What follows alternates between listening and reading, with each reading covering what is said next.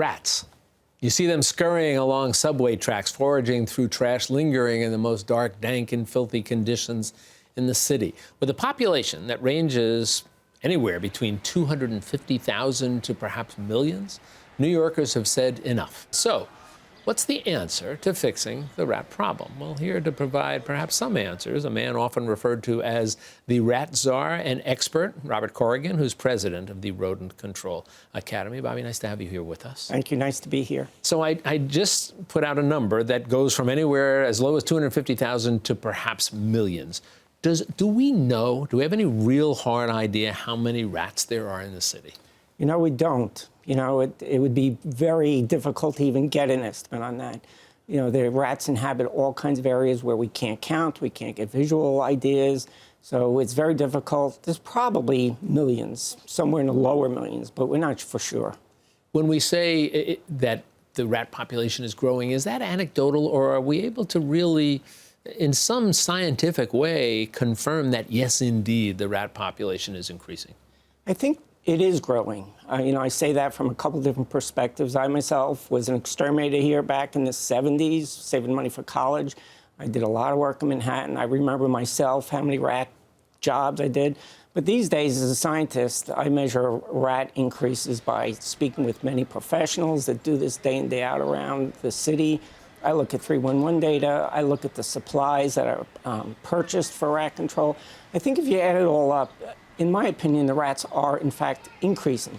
But the interesting thing is in some neighborhoods, some boroughs, they seem to be down, probably because we are getting a handle on it with some science. In some of the neighborhoods, like the borough of Manhattan, they seem to be down in numbers overall. So not across the board, right? No, not across the board. Why do you think the increases are taking place? Well, you know, it's difficult. You know, there's a lot of factors that influence rat populations and their growth. But the primary factor we need to look at is rats follow humans. So where human density increases and human populations increase, and with us humans come our garbage and our clutter and our debris and our litter and our infrastructure repairs. So the rats take advantage of wherever people increase. Many times they're right behind us. Why would you think some neighborhoods are seeing a decrease while others are seeing an increase? Well, it's a great question. And again, one subject to pretty intense scientific study, quite frankly. However, again, I think if you look at those areas that are showing increases, there too, I think you'll see an increase in density. And with the problems that come with density, it's more difficult to collect trash in a timely manner. You know, as more clutter, as more people, you know, in populations put out their trash piles and junk and so forth. Is there any kind of a socioeconomic link, do you think, in terms of neighborhoods and the rise and fall of the rat population? I think there is, and I think there's some good data suggesting that rats tend to be associated in more cases with poverty-stricken areas, which actually makes sense. You know, in poverty-stricken neighborhoods, you're not going to have the best buildings with the best foundations and all the repairs being done. And rats need very small holes to get into decrepit foundations that are showing their wear over time, those maybe less expensive properties. So there's more harbage for those rats in those areas.